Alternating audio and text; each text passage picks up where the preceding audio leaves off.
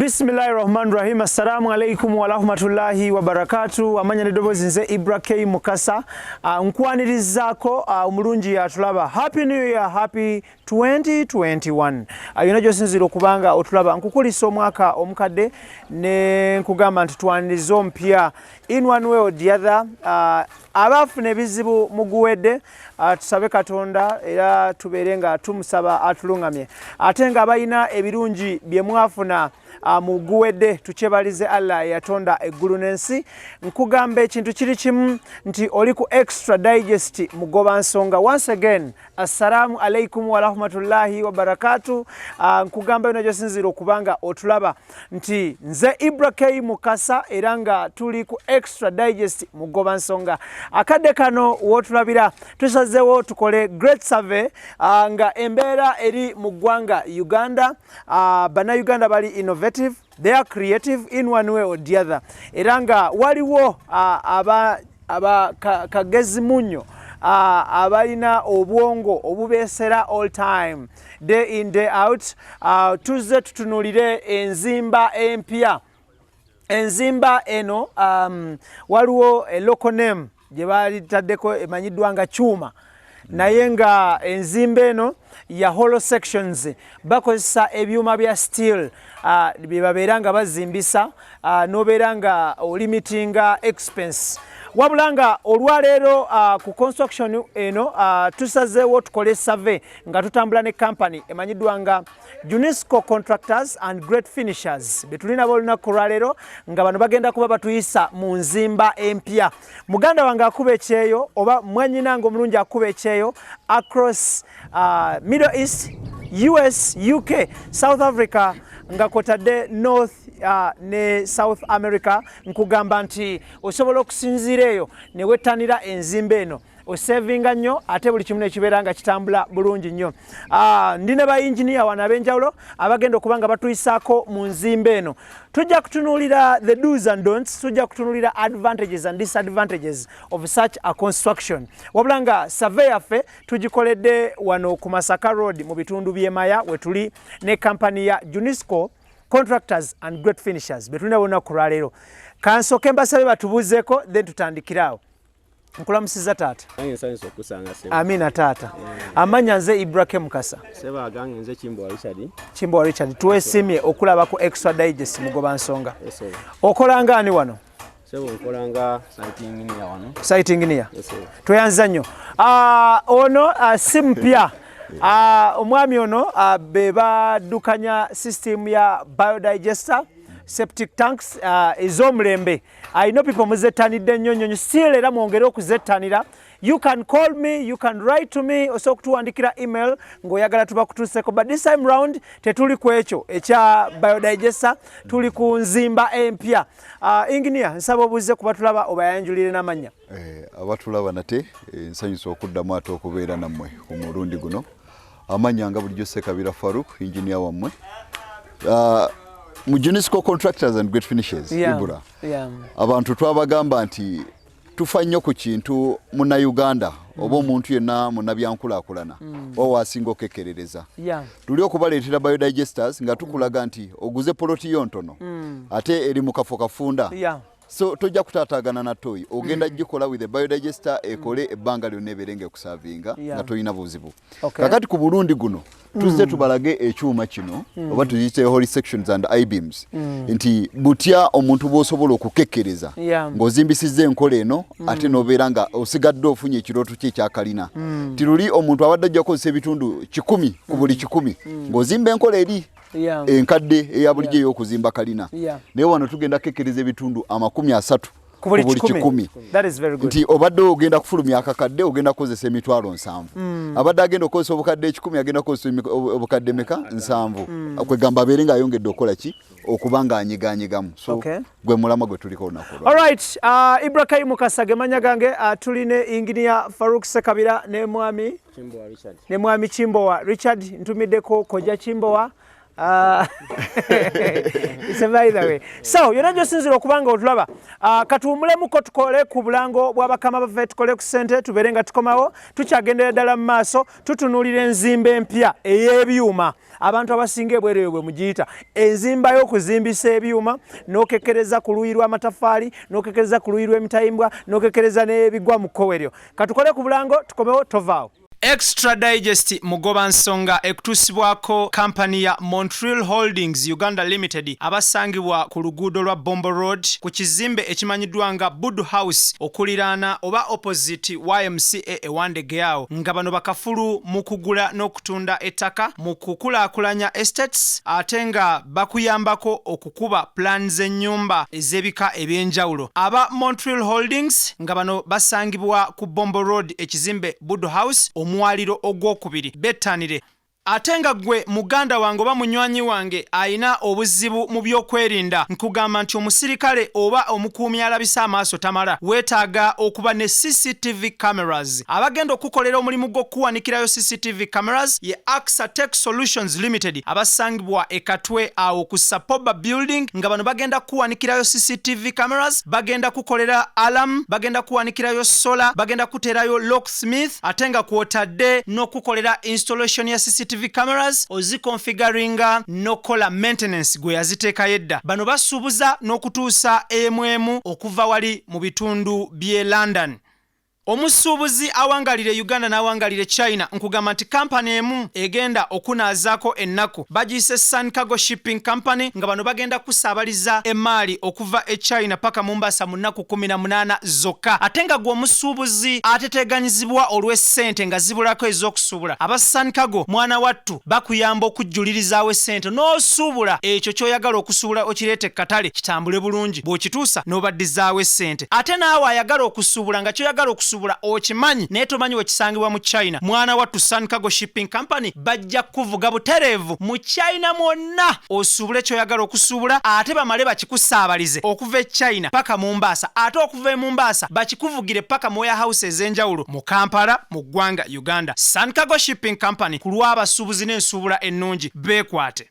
Muganda wange awangalira mu bitundu bya Abu Dhabi, Dubai, Sharjah nkugamba nti kampani eriemu ezze okubanga ekubangula mu byenjawulo. Kampani emanyiddwa nga Roast Coffee Academy nga bano bakafulu mu barista, latte art, manual brewing trainings, coffee roasting ne coffee profiling nga bano basangibwa mu Abu Dhabi okuliraana Al Wada Mall ku luguudo olumanyiddwa nga Airport Road. Beekwate bwe bamala okuteekateeka n'okutraininga bamala ne bakunoonyeza omulimu. Obeera okyasoma bwoti nga bo bakunoonyeza mulimu era nga nkubira bannayuganda omulanga abawangalira Abu Dhabi, Dubai ne Sharjah mwekwate Roast Coffee Academy era nga trainer amanyiddwa nga Tiger the Trainer. Gw'olutuuka ku Roast Coffee Academy awo mu bitundu bya Alwada Mall obuuza bubuuza nti mwami Tiger the Trainer aliwa buli kimu nga kitambula kawerete. Beekwate buli kimu kitambule bulungi nnyo. Tweyanza nnyo tweyanzege. I think tugende tubeere nga tunnyonnyolwa hands on.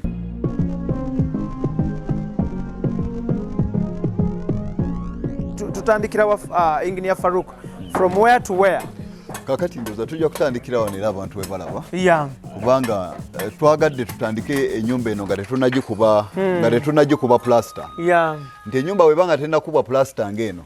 Omuntu alaba nti this is our holy section. Yeah. Nti kyekino ekyuma kyaffe kye tusimbye ng'empagi nga kolomo. Yeah. Kakati oluvannyuma ne tuteekako biimu eno. Eno eyakula bweti eringa leerwe gye tuyita I-beam. Osobola ogiyita H-beam. So ayina amanya mangi eyo enkula bwetyo.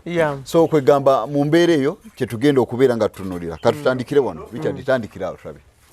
Kati kino ekyuma kyaffe nga bwe kiri wano omuntu alaba nti kuliko n'obutimba ekitusubyako obutimba buno kituyambako omusenyu guno ku bulooka okuba nga tugenda okukola finishing waffe ekyuma kino obutaseererako ki musenyu kitusubyako ki akatimba kano akengalama. Kakati ekyuma kino kyo mu nkola yaakyo tekiringa zino gundi endala nti era nga bw'okiraba nti wano tunaasabika tuleese embaawo tukoze ki kyetuyise mu kukekkereza. Kati wano tukekkereza ebintu bingi embaawo tetuziguze tetuguze ringi tetuguze binding wire tetuguze mitayimbwa tugenda kusiba ki wabula olwayokeza ekyuma kyaffe wano kiba kimaze kolomu yaffe ekoze eki eyimiridde wano erindiridde kukola ki dawali bulungi njagala otunule mu kamera ng'onyinnyonnyola kamera togikuba omugongo first and foremost wano bwe tuba bakuteekawo empagi yaffe eri enkola enkadde wagendawo emitayimbwa emeka era emitayimbwa egyo gibeera gya why what emitayimbwa kisinziira kati ene ennyumba nga bweri obunene bwayo kati wano tugenda kwongerako kalina 2 waggulu kati wano twandibadde tukozesa emitayimbwa egya Y16 pieces mmeka zandibadde pieces 6 nezikola kolomu okay kakati emitayimbwa egyo tegiriiwo era kati tutaddewo kyuma kyaffe kino olwo tuba tumaze tetulina kirala kye tugenda kusaako okuleka okulindirira okukolako ki finishing waffe okay mu nkola eri ey'okuteekawo emitayimbwa gisibwako binding wires ne bateekako rings then ne mugula embaawo kirundu n'okuba n'oyiwamu kati muno munda mulimu ki muno munda twayiyemuuko otusenyu otutonotono okukyongeramu ku maanyi waliwo eno wolo section ebaamu ekituli wali atuyiwamuuko akakokota akasaamusaamu akatono akakola kingira bwolaba kapayipu kaffe bwe kali kekakokota akakola ki akagenda akatasobola kutwala nsawo ya seminti namba kubanga ensawo ya seminti bw'ogitabula ku buno ebyuma bw'otabula eggaali emu n'ekitundu esobola okuyiwa ebyuma nga 6 okay njagala tutunuulire kye bayita life span oba obuwangazi in comparison ku nkola enkadde y'emitayimbwa n'enkola eno eya hollow section hollow section piece eno bweti ewaniridde katugambe omwaliiro gwaffe guno ogusooka era ejja kuwanirira n'ogwokubiri because eno yentobo bw'osiba pieces zino ebbiri bwe ziti ne mu nsonda eri ne wali obuwangazi bwa piece eno mu myaka buli myaka emeka obuwangazi bwa piece eno obuwangazi bwayo sijja kugamba nti oba myaka 10 oba myaka emeka wabula obuwangazi bwawo bwo bwalubeerera tewali kikyuka nti oba nti kinasimbuka nga tewali kikikonye kola ki kuvaawo kisigalawo ebbanga lyonna paka oba omuntu lwaliko nti oba ennyumba yange wano njagala kugijjawo ye naasimulawo ebintu bye naakola ki n'abitwala era obijjamu nga biramu nga bwe biri bw'oba oleese omuntu nga bikugiddemu bulungi tewali kintu kyogenda kulaba nti oba twakimenye ate kino tekiringa mutayimbwa ate gwo mutayimbwa bwengusika bwenti ngambadde ngutadde wano nze kenyini egeno gukozesa bwengusika gwo gukola ki gusobola okudda gyoguza gudda naye ekyuma kino kati wano tumaze okukisikano nebwe tukwata abantu nga 10 wano kizibu kyakusika kintu kino ne tukola ki ne tukijjawo ate kolomu yaffe eri esobola okusagasagana nekola ki neva ne position imwe tubadde tugikoze ki tugitadde okay extra digest mugoba nsonga Ibrahim gemanya gange tuli wano tutunuulira enzimba empya enzimba eno empya of course waliwo abatandise okujettanira but fe nga abakola okunoonyereza tusazeewo tutuuke ku ground era nga case study tugikoze ne construction company emanyiddwa nga Junisco Contractors and Great Finishers betuli nabo olwali tutunulire such kind of building osavingira wa ofunira wa gwaba ajettanidde okutandika okuzimba tutunulire Engineer Farouk enzimba eno eri only applicable ku kalinaazi oba omuntu ne waba azimba nnyumba nga si ya kalina osobola okuzimbisa enzimba eno okay kakati lwaki yandibadde so applicable ku kalina nti bw'oba otunuulidde ekyuma kino bwe tuba tugenze eri mu factory gye babitunda okubigula kiri mu fuuti 40 so kakati toyinza kukikwatawo okisaleesale kwegamba bw'oba otunuuliddemu embeera eyo abazimbye kalina abawala ate bulijjo lwe tuba tutunuuliddemu nti ekizimbe kyonna kino ekya bulijjo kiba kizibu okusanga kirimu kolomu era kyo kibeeramu kye tuyita bini oba oliawo osobola okisiba bini naye ate tosobola kisiba kolomu kubanga oba tosuubira kola ki kugenda waggulu so kakati ku mbeera eno olw'okubeera nti ekola nnyo ku kalina kyova olaba tukubiriza abantu bonna buli ayagala kalina mu nnaku zino yandibadde yitanira ensonga ng'eno pozi n'ekirala technically oyogedde ku kyobuwangazi tulina abantu bakwano baffe abakola emirimu nga gino nti ayinza okulaba ekyuma nga kino tugaye kya fuuti 4 bwe tuba tukigula eri kakati gwe nojja n'okisalamu obuwanvu bw'okola ki bw'oyagala okusinziira ku buwanvu bw'ennyumba gy'oyagala tulina omuntu ajja okujja akisale fuuti 5 amala akigatte n'omuliro kakati bwe obunafu ebiseera ebisinga bwe tufuna nti bw'ojjanga bw'okiraba nti eva wano wansi neeyambuka waggulu ku fuuti zaffe nga 10 kakati bw'ojja n'ogisalira wano n'ogyokya omuliro kitegeeza bwe bunafu bwe tugenda okufuna in the near future nti ogenda gitaako kalina endala ogiteekeko endala kakati ejjatuka ekiseera ekole ki enafuwe kivaamu ekuba abantu kakati abatulaba balyagadde okumanya bw'oba wakukiteeka wansi wano kigoyinga as far as what length buwanvu ki because kati okupimira wano wetulabako kyemmanyi nti kyagoyinze down naye buwanvu ki kakati obuwanvu bw'ekyuma kino kisinziira era kolomu yaffe ensima gye tukola ki gye tuba tusimyemu okusinziira ku ttaka nga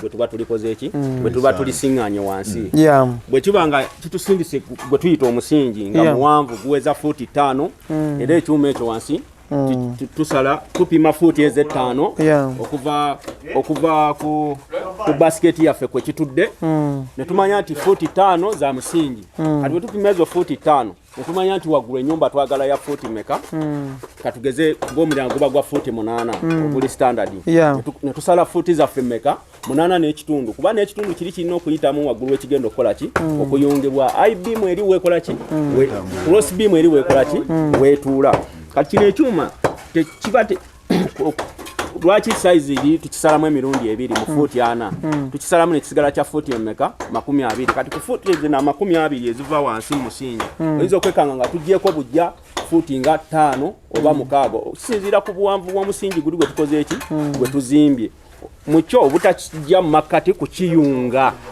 so kwewala ingine faru kuchagedeke ekyomuliro kyoche muyunge nenga tuyunga si kya buvunanyizibwa okujja ngo oyunga ki ekyuma kino nti wali musingi nvuddeyo fuuti 5 n'okoma omusingi we gujja n'oyokyawo omuliro n'oganda ate kati kansale fuuti endala 8 nziyunga omuliro gukole ki gugende nedda siwe ekyo kyekyandikireetedde obuzibu okay extra digest mugomasonga IBRAH mukasage manya gange tuli wano ku construction site tutunuulira enzimba empya eyokozesa IBEAMs ne all sections we tuli wano twagala kutulaba kikola kitya kiyinza kuyambirawa okifuniramuwa kiri cost effective kitya kiri cost friendly kitya at the end of the day wabula katukumulemu kwa kati ninyo tukole kubulango tukomewo tovaawo Extra Digest mugoba nsonga ekutusibwako company ya Montreal Holdings Uganda Limited abasangibwa ku luguudo lwa Bombo Road ku kizimbe ekimanyiddwa nga Bud House okuliraana oba opposite YMCA ewandegeawo nga bano bakafulu mu kugula n'okutunda ettaka mu kukulaakulanya estates ate nga bakuyambako okukuba plans ennyumba ez'ebika ebyenjawulo aba Montreal Holdings nga bano basangibwa ku Bombo Road ekizimbe Bud House omwaliro ogwokubiri bettanire ate nga gwe muganda wange oba munywanyi wange ayina obuzibu mu byokwerinda nkugamba nti omusirikale oba omukuumi alabisa amaaso tamala weetaaga okuba ne CCTV cameras abagenda okukolera omulimu gw'okuwanikirayo CCTV cameras ye Contractor Solutions Limited abasangibwa ekatwe awo ku Sapoba building nga bano bagenda kuwanikirayo CCTV cameras bagenda kukolera alarm bagenda kuwanikirayo solar bagenda kuterayo locksmith ate nga kwotadde n'okukolera installation ya CCTV cameras ozikonfiguringa nokola maintenance gwe yaziteeka yedda bano basuubuza n'okutuusa emwemu okuva wali mu bitundu by'e London omusuubuzi awangalire Uganda n'awangalire China nkugamba nti kampani emu egenda okunaazaako ennaku bagiyise Sun Cargo Shipping Company nga bano bagenda kusaabaliza emaali okuva e China paka Mombasa mu nnaku 18 zokka ate nga gwe omusuubuzi ateteeganyizibwa olw'essente nga zibulako ez'okusuubula aba Sun Cargo mwana wattu bakuyamba okujjulirizaawo essente n'osuubula ekyo ky'oyagala okusuubula okireete katale kitambule bulungi bw'okituusa n'obaddizaawo essente ate naawe ayagala okusuubula nga ky'oyagala okusuubula kusuubula okimanyi naye tomanyi wekisangibwa mu China. Mwana wattu Sun Cargo Shipping Company bajja kuvuga butereevu mu China mwonna osuubule ky'oyagala okusuubula ate bamale bakikusaabalize okuva e China paka Mombasa ate okuva e Mombasa bakikuvugire paka mu warehouse ez'enjawulo mu Kampala mu ggwanga Uganda. Sun Cargo Shipping Company ku lw'abasuubuzi n'ensuubula ennungi beekwate. Muganda wange awangalira mu bitundu bya Abu Dhabi, Dubai, Sharjah nkugamba nti company eriemu ezze okubanga ekubangula mu byenjawulo. Company emanyiddwa nga Roast Coffee Academy nga bano bakafulu mu barista, latte art, manual brewing trainings, coffee roasting ne coffee profiling nga bano basangibwa mu Abu Dhabi okuliraana Al Wada Mall ku luguudo olumanyiddwa nga Airport Road. Beekwate bwe bamala okuteekateeka n'okutraininga bamala ne bakunoonyeza omulimu. Okyasoma bwoti nga bo bakunoonyeza mulimu era nga nkubira bannayuganda omulanga abawangalira Abu Dhabi, Dubai ne Sharjah mwekwate Roast Coffee Academy era nga trainer amanyiddwa nga Tiger the Trainer. Gw'olutuuka ku Roast Coffee Academy awo mu bitundu bya Al Wada Mall obuuza bubuuza nti mwami Tiger the Trainer aliwa. Buli kimu nga kitambula kawerete. Beekwate buli kimu kitambule bulungi nnyo. Engineer, twagala kumanya kati tutunuulidde shade zino empaji ziri usual to everyone n'atamanyi kuzimba akimanyi nti shade kubeerako empaji ezo eziwanirira ekisasi ekyo oba balcony. So njagala tutunuulire ensonda zino mupulesinga mutya buwanvu ki because kati buli ekikolebwa wano kiwanirirwa mpaji zino. Yeah. Nga bwe twalabye bulijjo we tuba tutandika Kalina tulina kye tuyita akawanga oba kye tuyita frame y'ennyumba butya bw'eneebeera. Kitegeeza nga tetunaba kusetinga bricks zino oba amabulooka tusooka ne tufuna pulaani yaffe. Pulaani yonna well drawn then ne tumanya nti wano kino tugenda kukola ddiiro ne tumanya nti ddiiro ligendagendamu empaji nnya. Kakati ze whole section zino ze tugenda tukola kitusala n'olaba eno n'olaba eno n'olaba eri n'olaba eri then oluvannyuma ne tuteekako cross beams zaffe nga bw'oziraba. Kakati oluvannyuma kwe kubeera nga tutandika kye tuyita brickwork oluvannyuma lwa byonna naye nga tetunaba kutandika brickwork tusibako akatimba kano inginiya ke yatunyonyodde mu ntandikwa. Akatimba katuyambako ekintu kimu nti empaji eno ekyuma tekikwata musenyu bulijjo mu mbeera eza bulijjo. Casework yino wano nti kati wano woba otunuddewo guno gwe tuyita kana akatimba k'engalama katuyambyeko okukwata omusenyu guno. Saate singa tubadde tukuba bukubi normally omusenyu tuleguyinza kukwatako guba guseerera. So kye kituyamba mu mbeera eyo. Okay. Kale twambuke waggulu tulabe yo mwasetinze mutya. IBRAH nga tetunaba kwambuka waggulu mbadde nsaba kino nakyo munnayuganda akitegere. Twayogedde ku okekkereza okususse we tuba tukozesa system eno nti bulijjo ejantugende bulijjo we tubeera nga tukola ki nga tuzimba Kalina. Kalina bweti bwe batennaggwa osangako empaji nnyingi zetuyita zetandise ebiki kalitonsi ebyawanirira sirabu yafa wano mu bbanga nga tugenda okuyiwa wano sirabu. Ano sirabu nga bw'ogiraba bwetyo bwe twagiyiwa teriiko mbaawo teriiko sapoti yonna egikoze eki egiwaniridde. Kati zino cross beams zino zetukozesa mwe tusalira era eno Kalina teriimu mitayimbwa gyonna tukozesa miti na butimba na BRC.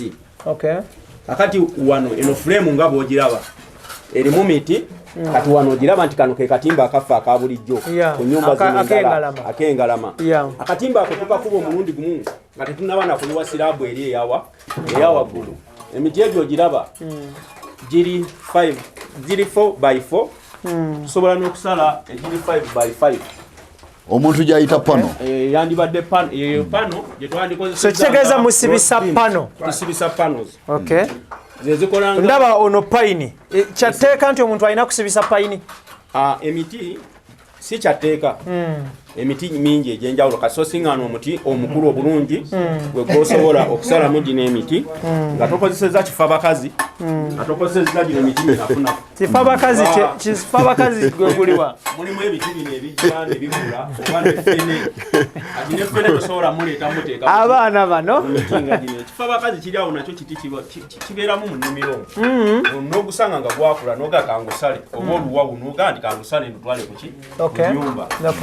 tulina okozesa emiti egirina obuvunaanyizibwa nga emivule kalitunsi omukulu obulungi emigavu emirungi gamba emiti egiri strong kati zino ze zandibadde bimu zaffe zino egyo emiti ezo pano zenkugambye kati awo teweetaagayo max pand yonna kitegeeza wano relatively oba savings yaligeze nagula max pan okuyiwa engalama wa max pan savings eyandiguze emiti gino egyakalitunsi okubeera nga wanirira giwaniridde ekisasi ebyo nobi savings kitegeeza mu kyuma tetusubirayo kuwanirira okususse okuwanira kuyinza okuba unenga kusaamusaamu naye sigamba mbuoguzerole fuso eyakalitunsi yenna egenda kukolaki waliwo abayiwa engalama ne balukanduke n'emitayimbwa kitegeeza nabo oba wano tewali mutayimbwa gulimu mulimu miti egyo na butimba na BRC.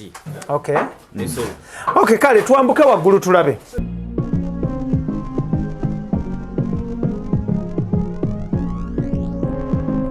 Engineer, wano nga tetunagenda wala amadaala gano mwagasibisizza kiggo? Amadaala go bw'osalawo gasibisa ebyuma nago gasibisa ki byuma kakati wano olutagira nnyo byuma twakozesezaawo ki twasibisizaawo mitayimbwa enzimba ya bulijjo y'amadaala bisibawo ki bisibawo bulungi kale Extra Digest mugoba nsonga IBRAH Mukasa gemanya gange yonna gy'osinziira okubanga otulaba nkutegeeza tutunulira enzimba empya ey'okuzimbisa hollow sections ne I-beams era nga tuli ku construction site yemu gye tukoleddeko survey tulabe kitambula kitya how cost effective is it, how is it cost friendly, o saving otya okusobola okubanga otuuka ku nzimba bweti era gwali eyo kiki ekikwetaaza kiki weetaagisa okulaba nga weenyigira mu nzimba kati njala tutunulire wano gino emitayimbwa twayogedde ku mitayimbwa omuntu ali eyo oyinza ogiraba neogamba nti bagambye temuli mitayimbwa gino mitayimbwa gya madaala continuity y'amadaala kati njala tutunuulire bw'oba oyiwa engalama eno mugiyiwa at what ratio? Tutunulire ratio ya aggregates amayinja sementi yenkanawa amayinja genkanawa musenyu gwenkana ki oshegeera gaali mmeka ku mmeka tutandikirawo kati sirabu yaffe eno wetuba tugiyiwa sementi okozesa eggaali emu n'ekitundu ku kasawo ka sementi eggaali emu ey'omusenyu n'ekitundu otekako ensawo emu eya sementi olw'okufuna ekintu ekigumu. That is good. Kakati amayinja tukozesaawo kwota yinki olw'ensonga nti obutimba bwaffe buleme kugendamu mayinja manene ganaabuyuza kuba bw'okubamu pooka eba esigala nga supu oli yakenenuka yekka okweyongera okutuuka mu katimba kali akati akalala wandisigadde ga supu ono gwe tuyiwamu agenda n'akola ki n'agattawo omuntu yandikubuuziza nti kati wano we musibye emiti n'akatimba kuba obutimba bw'engalama tubukuba emirundi ebiri tubukuba wansi tubukuba ne kungulu kwe twala BRC kati yandibuuziza nti wakati waliwe walese gaapu eri tewabeerawo ekituli tekibeerawo olw'ensonga nti bw'oba oyiwa enkokota eno supu ono gw'oleese agenda n'agatta mu katimba kali era bw'oba otambula ku nnyumba eno nawe n'oba otambula kati towuliramu kintu kikola kisawuninga nti mulimu ekituli eba emaze okugumira. Extra Digest mugoba nsonga IBRAH Mukasa gemanya gange tutunulira enzimba empya tutunulira enzimba y'okukozesa pipes nga zino nga bwondaba wano wennyimiridde pipe zino ziri placed mu nsonda ez'enjawulo nti bodda mu nzimba eri enkadde wano baali badde bataddewo emitayimbwa bagisibye bulungi bakubyeko ebyawo bayiwamu enkokoto bwe batyo so awaali genze emitayimbwa bano baleese enzimba mpya yakuteekawo byuma. So gye tuliko tutunuulira kitambula kitya, kiyinza kuyambirawa, okifunamu otya, osavinga at what percentage, era nga yenna atulaba gyosinzira okuba nga olaba anaayagala enzimba eno. Enamba za simu za Junisco Contractors and Great Finishers tugenda kuba tuziteekako waggulu. Kopole namba bakubireko bakunyonyole. Katusooke tukole ku bulango kati nnyo tukomewo tovaawo. Extra Digest mugoba nsonga ekutusibwako kampani ya Montreal Holdings Uganda Limited abasangibwa ku luguudo lwa Bombo Road ku kizimbe ekimanyiddwa nga Bud House okuliraana oba opposite YMCA ewandegeawo, nga bano bakafulu mu kugula n'okutunda ettaka mu kukulaakulanya estates ate nga bakuyambako okukuba plan z'ennyumba ez'ebika eby'enjawulo. Aba Montreal Holdings nga bano basangibwa ku Bombo Road ekizimbe Bud House omwaliro ogwokubiri bettanire. Ate nga gwe muganda wange oba munywanyi wange ayina obuzibu mu byokwerinda, nkugamba nti omusirikale oba omukuumi alabisa amaaso tamala, weetaaga okuba ne CCTV cameras. Abagenda okukolera omulimu gw'okuwanikirayo CCTV cameras ye Contractor Solutions Limited abasangibwa ekatwe awo ku Sapoba building, nga bano bagenda kuwanikirayo CCTV cameras, bagenda kukolera alarm, bagenda kuwanikirayo solar, bagenda kuterayo locksmith, ate nga kwotadde n'okukolera installation ya CCTV cameras ozikonfiguringa nokola maintenance gwe yaziteeka yedda. Bano basuubuza n'okutuusa emwemu okuva wali mu bitundu by'e London. Omusuubuzi awangalire Uganda n'awangalire China, nkugamba nti kampani emu egenda okunaazaako ennaku bagiyise Sun Cargo Shipping Company, nga bano bagenda kusaabaliza emaali okuva e China paka Mombasa mu nnaku 18 zokka. Ate nga gwe omusuubuzi ateteganyizibwa olw'essente nga zibulako ez'okusuubula, aba Sun Cargo mwana wattu bakuyamba okujjulirizaawo essente n'osuubula ekyo ky'oyagala okusuubula okireete katale kitambule bulungi, bw'okituusa n'obaddizaawo essente. Ate naawe ayagala okusuubula nga ky'oyagala okusuubula okimanyi naye tomanyi wekisangibwa mu China, mwana wattu Sun Cargo Shipping Company bajja kuvuga butereevu mu China mwonna osuubule ky'oyagala okusuubula, ate bamale bakikusaabalize okuva e China paka Mombasa, ate okuva e Mombasa bakikuvugire paka mu warehouse ez'enjawulo mu Kampala mu ggwanga Uganda. Sun Cargo Shipping Company ku lw'abasuubuzi n'ensuubula ennungi beekwate. Muganda wange awangalira mu bitundu bya Abu Dhabi, Dubai, Sharjah, nkugamba nti kampani eriemu ezze okubanga ekubangula mu byenjawulo. Kampani emanyiddwa nga Roast Coffee Academy, nga bano bakafulu mu barista, latte art, manual brewing trainings, coffee roasting ne coffee profiling, nga bano basangibwa mu Abu Dhabi okuliraana Al Wada Mall ku luguudo olumanyiddwa nga Airport Road. Beekwate bwe bamala okuteekateeka n'okutraininga bamala ne bakunoonyeza omulimu. Obeera okyasoma bwoti nga bo bakunoonyeza mulimu, era nga nkubira bannayuganda omulanga abawangalira Abu Dhabi, Dubai ne Sharjah, mwekwate Roast Coffee Academy, era nga trainer amanyiddwa nga Tiger the Trainer. Gw'olutuuka ku Roast Coffee Academy awo mu bitundu bya Alwada Mall obuuza bubuuza nti mwami Tiger the Trainer aliwa, buli kimu nga kitambula kawerete. Beekwate buli kimu kitambule bulungi nnyo. Tweyanza nnyo tweyanzege. Omulungi yalaba tukyagendera maaso. Ekibuuzo kyaffe kibadde nti mulayazinga ne ba architecture designers okutuuka ku kino oba mwe omuntu ajja buzine mu kivuga? Kakati bw'oba otunuulidde ekizimbe kyonna kyandyetaaze engineer okuviira ddala ku architecture, ku structure, kugamba mpaka wekirigetinga into place. Kakati neeno pulaani nkube nga pulaani endala yonna yonna bwe bagikola ki bwe bagikuba, it is the decision of the owner n'agamba nti tubadde tugenda zimba kiri, nze kati mbadde nzagala enzimbe mu nzimbe eno, naye nga ekiri ku pulaani era architecture wa bulijjo gyakuba tekigenda kukyuka nti kubanga ku luno tuzimba ebyuma kakati wali egenda kyuka. Engineer waba akuba pulaani ey'ennyumba bweti agikuba intentionally nti yakuteekebwamu byuma oba yakuba nebeera open nti mitayimba oba byuma emabegako ebadde ekubwa nga tugikyusiza ku pulaani eri ey'emitayimbwa, naye kati bw'ogenda mugundi okuprovinga pulaani oba nnyonnyola nti ngenda kukozesa ki byuma whole sections era nakukola ki nakubalira byuma.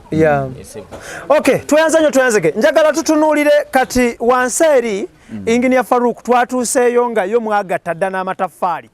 Kati wano njagala onnyonnyole mugatta mutya gagenda kugatta bagatiya because kati eri wansi kibadde kizibu ky'abantu kulaba pipes zino advantage eriwo tutuuse pipe weziri awatanaba kugattibwa n'amataffaali wenjagala otunnyonnyole abantu bwe tuba tuzimba ebintu bino batera biyita bigango kugamba omuntu alaba kuba factories normally bebasinga okuzimbisa bino warehouses naye ekibuuzo kyabwe kitera okugamba fuleeneeneno gye tuyimiriddeko tedodooma that is the most common questions mu bantu zisinga okubeera nga ziraiminga lwaki tedodooma lwa nsonga tuyiwa solid ono solid temuli maxpan temuli biki kwegamba kayinja nga wokawulira nti ekintu kimirako nga kiri farm ate n'ekirala ennyumba eno esobola okubaawo for some time era nga tekoze eki tenyuukiridde siraabu yaayo lwa nsonga nti kungulu etukolako screeding ngeno woogiraba amazzi gajja kugira gakole ki gayiteko buyisi bulungi era eberewooko for some time naye ekyenjawulo ku nnyumba eno tenyuma nnyo okuzimba fulo n'ozimba first floor nga olaba twagizimbye n'ogirekaawo ebbanga eddene ekitubadde tulagako in fact kitubadde njala tutunulire nogerekawo ebbanga eddene erisusse nga tennaserekebwa so lina kuba bbanga ki kale ekitone okuba nti omuntu asobola okuprogramminga programu za ssente nga bwe zitera okubula mu bantu tekyandisusenga myaka ebiri okugikuuma okugikola ki okugisereka mukyo nti emiti gyaffe giri gye twateekamu tuba tetwagala gigendeko ki mazzi kuba omuti ogumanyi nti bwe gugendako amazzi gukola ki gusobola okuvunda naye wano oba omaze okugubikka ennyumba tolina gyogikola ki gyogizza ennyumba yo ebeerawo olubeerera ebbanga lyonna lw'oligyagala okukola ki okubeerawo njagala tutunulire point obadde olina kyo kyannyonnyola point zaffe z'otubuuziza kati wano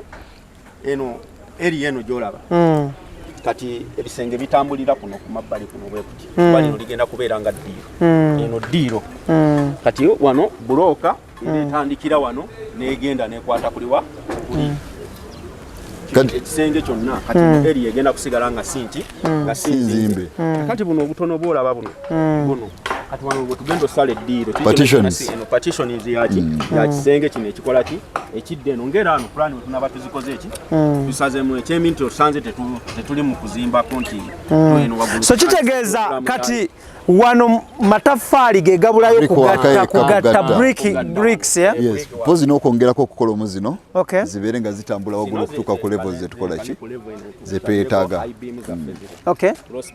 atuyina waliwo complaints oba waliwo challenge nti bazimba kalina n'ogisanga nga engalama esseemukko wano okakasa otya omuntu nti tesobola kukkamu wadde okuseseetukamu obutakka bwa wano ge mabanga ge tulekamu nga tuyisizaamu cross beams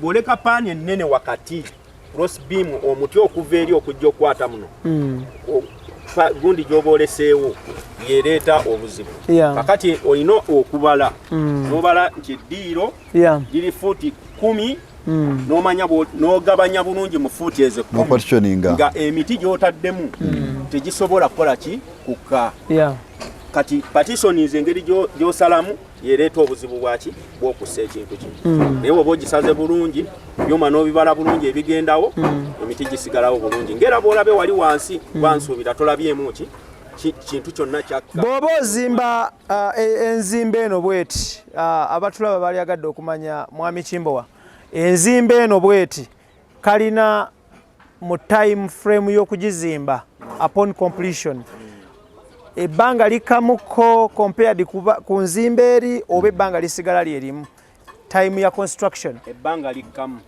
litya lwaki likamu era litya likamu olw'ensonga wano tetulina kintu kinene kyetulinda kukola ki kukala kubanga kali akatimba kaffe kukaba kafunye enkokoto yako ekalirawo kakati wano wansi omuntu wano senga yabadde nga mukama waffe si yatuyimirizaamu nti oba kamala okwetereeza singa ne kalina endala waggulu tugisibye ekoze eki egenze yo eri bwe banga onoomala omwezi mulamba obanga gumu n'ekitundu wano ndowooza mu weeks 3 oba ozzeemu n'okola ki weeks 3 ziba zikimala okukala nezikola ki n'ozimba ekintu kyo nekigenda mu maaso episode digest mugoba nsonga IBRAH Mukasa gemanya gange yonna gy'osinzira okubanga otulaba nkutegeeza nti tutunuulira enzimba empya ey'ebyuma ebyuma byenjogerako bye bino nti we baalitadde empagi ya mitayimbwa Y12 Y16 n'ebigwa mu kkowa eryo bano ate baadvisinze means eziri simpler and quick bafunawo ekyuma kimu. I think this is steel. Yes. Bafuna ebyuma bya steel though era n'omutayimbwa guba gwa steel. Yeah, so bafuna ekyuma kino ne bakiplacinga ne bakiyiwamu enkoko bwe bagireeta eba yansonda nyanga bw'ogiraba. So munda muyo okwewala sound oyo oba okwewala kinda bayiwamu enkokoto. Enkokoto nga bagitabudde mu seminti omukambwe n'amayinja n'omusenyu. So ne bagikatira ne bagigumiza n'ebeera nga toyina kyowulira. Era if you try to hit it owulira nga akuba kolomu yennyini yasibiddwa emitayimbwa 6 oba 8 nti era etateereddwamu nkokoto. When you hit it, I think you get the sound. The comparison is nti bw'okuba wano there is another sound ekitegeeza nti sound ya njawulo ate kwene tannayiibwamu era sound yaayo ogiwulira. So kitegeeza ki? Kitegeeza nti wano at the end of the day enkokoto eri gye bayiwamu eyongera okukatira n'okugumya empagi eno. Ate ng'era this system kitegeeza nti kati wano awaaligenze if you don't mind let's be open to the public to get a reality y'amazima. Why ogambe Y16? Y16 zibeerako fuuti 20 Jibera futi 36. Thank you so much. 36. A piece emu ya senemeka. Roughly. Mitwalo 7 n'ekitundu. Thank you so much. PCM. Yes. Wano tuba tuwetaaga pieces 6. Okukola empagi yaffe. Empagi emu. So buli piece nga mitwalo 7. Webale nnyo. Then kino piece eno eya hollow section eno zibeera fuuti 4. Yes. Buli piece ya meka. Kisinziira mu millimeter z'oba ogenza ogula. Kati waliwo millimeter eya 100 eri ku mitwalo 22. Millimeter eya 120 eri mu mitwalo 32. Millimeter eya 140 eri mitwalo 38. Kati bigenda byeddiringana. Okay, kati wano tuli mu millimeters meka? Zino tuli mu millimeter 14. 14. Je mitwalo meka? Mitwalo 34. Okay. Yes sir. Kubyamu awo soko mpe ku kasimu kanga katini awo. I want to ina kasimu ko wana katini. Ne nze kyendowooza to cut the big story short. Bwe tuba tuyiwa empagi ya kolomu eri eya bulijjo eyaki eya Kalina eya bulijjo tutera ogibalira akakadde k'ensimbi nti njagala kolomu 4 kitegeeza bwe bukadde bumeka 4 on rough estimate kweri empagi eya bulijjo kakati ate eno wetugamba nti anyway just katini nnyo batulaba nkubizaamuko wano kitegeeza ogambye eno yammeka? 34. Okay, minus tulina kye tukubyamu wano 45 ze twafunye wali minus 3 meka? 38 emitwalo. Kitegeeza tusevinga emitwalo 11. So literally you save emitwalo 11 ku buli mpagi. Yes.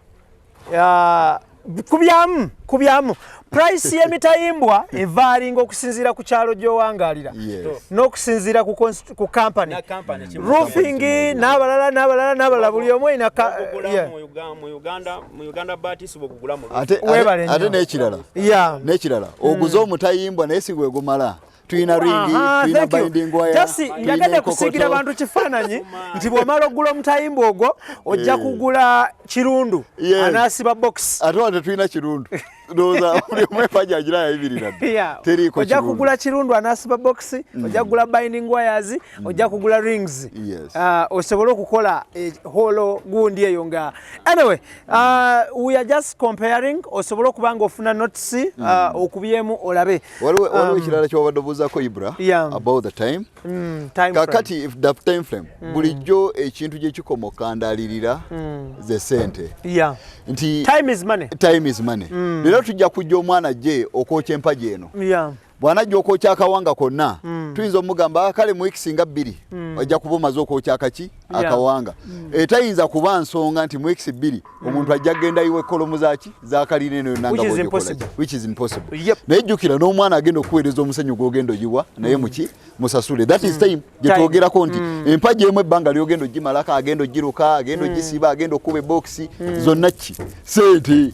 Ate omusumali bwe gumala okuba box togujjamu gukube walala. Olwo nagwo guba gufudde. Naye wano omwana wajja n'ayokya ekyuma kino ne kikola ki ne kituula we are done. Kubanga ne bw'obanga wali wansi ayokya ebyuma nga abadde ne speed obulungi. Abazimbi wali batabula omusenyu wano ye nga bw'agenda ayokya layini ze. Mbona nga bano batandika kuzimba naye nga bw'agenda mu maaso n'okukola ki. Bw'oba waakuwanika Kalina zino owanika floors mmeka eziwanirirwa buzito ki wansi eri okubeera ne good life span n'obutateganizibwa in terms of cracks n'ebigwa mukowere ekyo mukyo omala okutuwa pulaani n'otulaga nti njagala flat ya nyumba 3 myalirire 3 ngolo tumanya nti obuzito bwe tulina bwa byuma bwebiti ngolo tugenda millimeters kola ki tugenda okugula baka kati oba togwayo komaawo bwembanga tugenda kuwanika obuyumba 3 tetusobola kukozesa 120 millimeters oyo tukozesa 140 tukozesa 140 na 160 so esembayo millimeters esembayo obunene eri 160 etuuka ku 200 kakati goyogera obuzito bw'ennyumba yo bw'ogyagalamu obunene bw'ennyumba zo bwe bunene bw'ebyagundi ze tugenda okuteera. Alright, katukole ku ssente katini nnyo tukomewo naye nga nkujjukiza nti muganda wange yatulaba across the whole world. Case study tugikoze ne company emanyiddwa nga Junisco Contractors and Great Finishers. You can look for them because babirimu bye bakola bye bategeera. So betukoze nabo case study. Ebiseera bisinga bwe tukola programs zino tukola case study ne company ebeeremu gye tulaba nti eri authentic, real and genuine. So ne tukugamba nti kijja kwanguyira okukolagana nabo naffe osobole okubanga otuwa results at the end of the day. So extra digest mugoba nsonga IBRAH Mukasage manya gange tutunuulira enzimba empya ey'ebyuma hollow sections and I-beams gye tutunuulidde olunaku olwaleero. Wabula katuumulemuko tukole ku bulango tukomewo tovaawo. Extra digest mugoba nsonga ekutusibwako company ya Montreal Holdings Uganda Limited abasangibwa ku luguudo lwa Bombo Road ku kizimbe ekimanyiddwa nga Bud House okuliraana oba opposite YMCA ewandegeawo nga bano bakafulu mu kugula n'okutunda ettaka mu kukulaakulanya estates ate nga bakuyambako okukuba plan z'ennyumba ez'ebika eby'enjawulo. Aba Montreal Holdings nga bano basangibwa ku Bombo Road ekizimbe Bud House omwaliro ogwokubiri bettanire. Ate nga gwe muganda wange oba munywanyi wange ayina obuzibu mu byokwerinda nkugamba nti omusirikale oba omukuumi alabisa amaaso tamala weetaaga okuba ne CCTV cameras. Abagenda okukolera omulimu gw'okuwanikirayo CCTV cameras ye Contractor Solutions Limited abasangibwa ekatwe awo ku Sapoba building nga bano bagenda kuwanikirayo CCTV cameras, bagenda kukolera alarm, bagenda kuwanikirayo solar, bagenda kuteerayo locksmith ate nga kwotadde n'okukolera installation ya CCTV cameras ozikonfiguringa nokola maintenance gwe yaziteeka yedda. Bano basuubuza n'okutuusa emwemu okuva wali mu bitundu by'e London. Omusuubuzi awangalire Uganda n'awangalire China nkugamba nti kampani emu egenda okunaazaako ennaku bagiyise Sun Cargo Shipping Company nga bano bagenda kusaabaliza emaali okuva e China paka Mombasa mu nnaku 18 zokka. Ate nga gwe omusuubuzi ateteganyizibwa olw'essente nga zibulako ez'okusuubula aba Sun Cargo mwana wattu bakuyamba okujjulirizaawo essente n'osuubula ekyo ky'oyagala okusuubula okireete katale kitambule bulungi bw'okituusa n'obaddizaawo essente. Ate naawe ayagala okusuubula nga ky'oyagala okusuubula okusubula okimanyi naye tomanyi wekisangibwa mu China. Mwana wattu Sun Cargo Shipping Company bajja kuvuga butereevu mu China mwonna osubule kyoyagala okusubula ate bamale bakikusaabalize okuva e China paka Mombasa ate okuva e Mombasa bakikuvugire paka mu warehouse ez'enjawulo mu Kampala mu ggwanga Uganda. Sun Cargo Shipping Company ku lw'abasuubuzi n'ensuubula ennungi beekwate.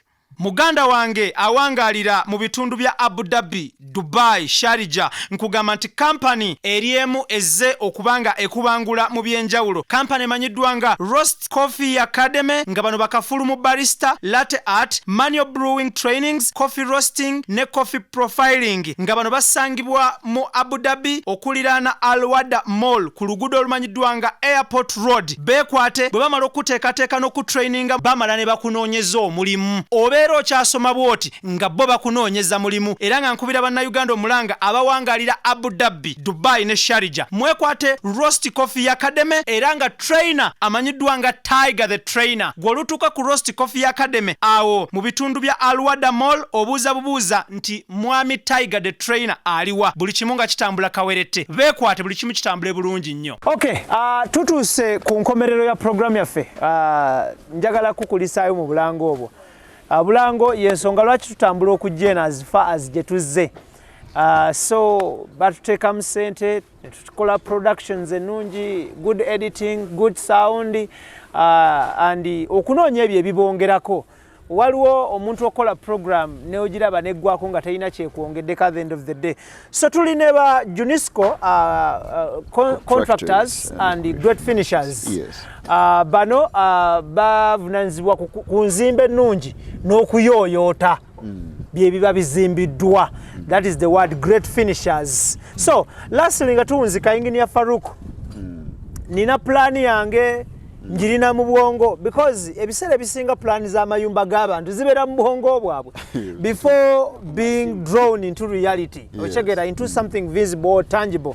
So osobola okuyamba omuntu okujja plan ye mu bwongo okudda ku lupapula era kyetaagisa ki? Nina plan yange nagikuba ne pen eri mitwetwe. Nina plan yange nagikuba eri ku lupapula black book ndutadde mu draw awo. Osobola omuyamba okujijja ku lupapula wali okudda into realistic, into something realistic.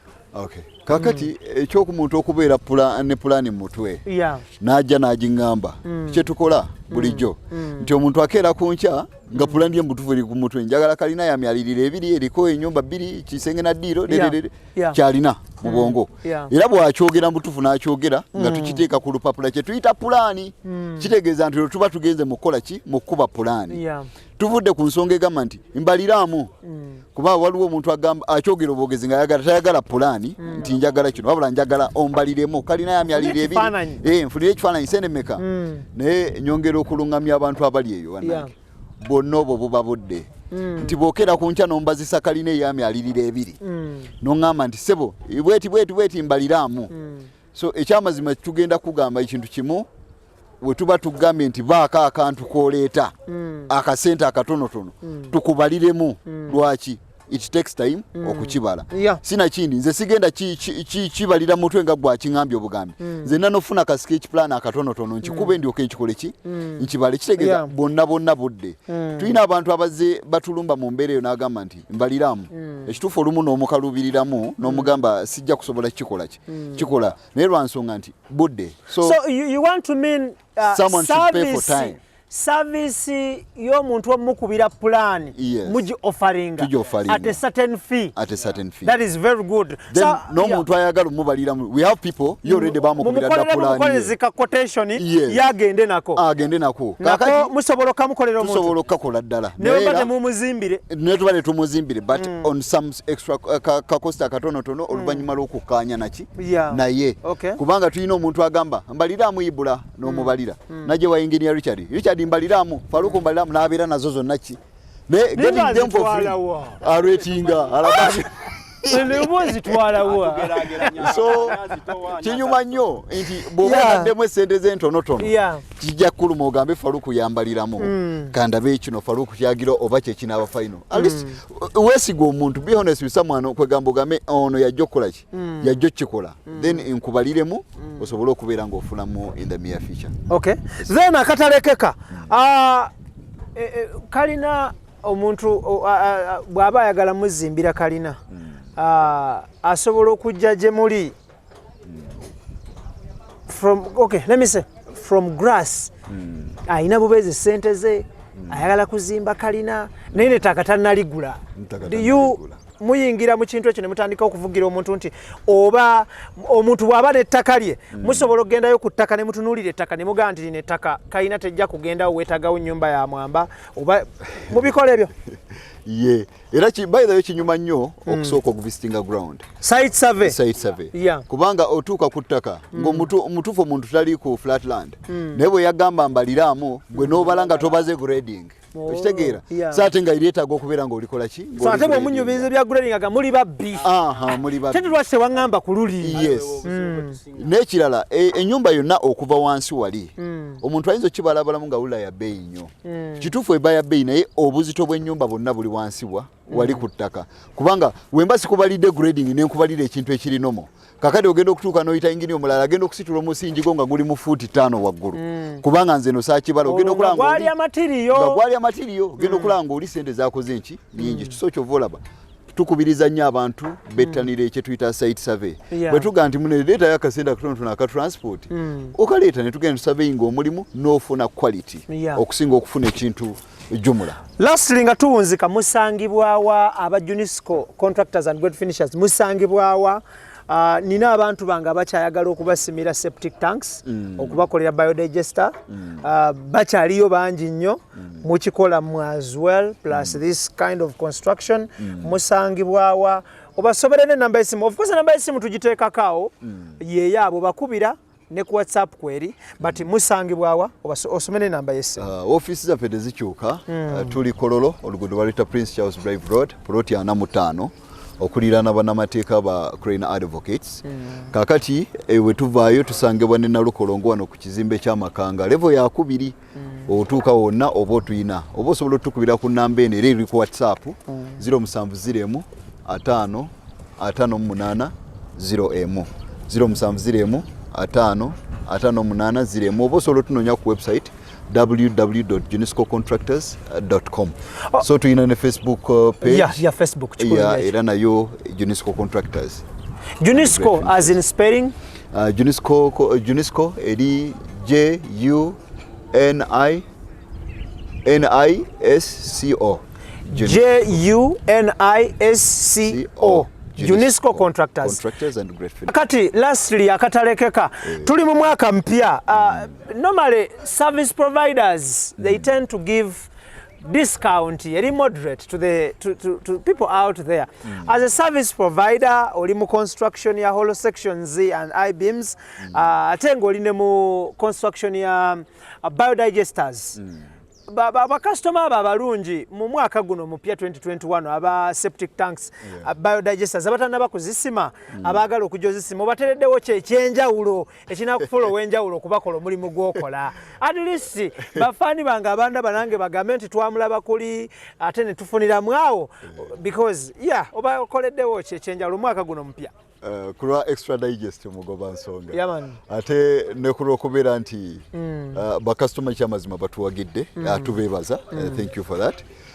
kale singa nsobola okuddiza abo abakola ki abampagira edda naye oba oli abo bakyalina essuubi erizimba kakati omwezi guno gwa January bakasitoma mwenna ku biodigester ey'amaka buli omuntu aliyo ng'oyagala maka nti njagala kuzimba biodigester ey'amaka mwena tubasaliddeko akakadde k'ensimbi kamu luli twali tugambe nti nno kajja kubaka bukadde bumeka bukadde 3 tubasaliddeko akakadde k'ensimbi kamu okumala January ono yenna the whole of January 2021 mpaka nga numu February 2021 tubasaliddeko buli omu ajja kunoonya miliyoni 2 ku lwa extra digest mugoba nsonga tubaddiza bakasitoma buli abadde akirina ng'ekyamazima 3 tonnaziweza ebiri zireete buli abadde yakimala naye ng'okirowoozaako oba ewala newamama nkimutwalire ebiri zireete so ebisigadde tweyanziza nnyo twongera kubebaza mwebale nnyo mwebale ddala okutuwagira Junisco Contractors and Great Finishes. Tetugenda kubanga tusukawo olunaku olwaleero. Ibrahim gemanya gange njala kwebaza team gyentambudde nayo olunaku olwaleero. Keith Kanabi, Daniel Mugoya, Idris Lukwago, Tony Senabulya, and special shout out to all those abasubscribing naffe n'abatufollowing here and there. Still tubeera streaming live ku Facebook pages ez'enjawulo omuli MC IBRAH, omuli WOLOKOSO, omuli WOLOKOSO Extra ne Kiberu Siraji as well. Tubeera streaming live ku Facebook pages. If you can't catch us on YouTube, catch us on Facebook pages ezo. Nkugamba ekintu kiri kimu nti keep it there, don't go away, always, every time, anytime, any day, every day. Nkugamba ekintu kiri kimu nti still enjoy responsibly, work responsibly, live responsibly. A happy 2021. Ebbanga litambula mpola mpola mu mwaka ompya guno. Tubeere bulungi, tweyise bulungi, tukikwate bulungi, tukivuge bulungi in one way or the other. Extra digest mugoba nsonga tukugamba ekintu kiri kimu nti beera bulungi, tukwatagane omulundi oguddako. Assalamu alaikum wa rahmatullahi wa barakatuh. See you next time.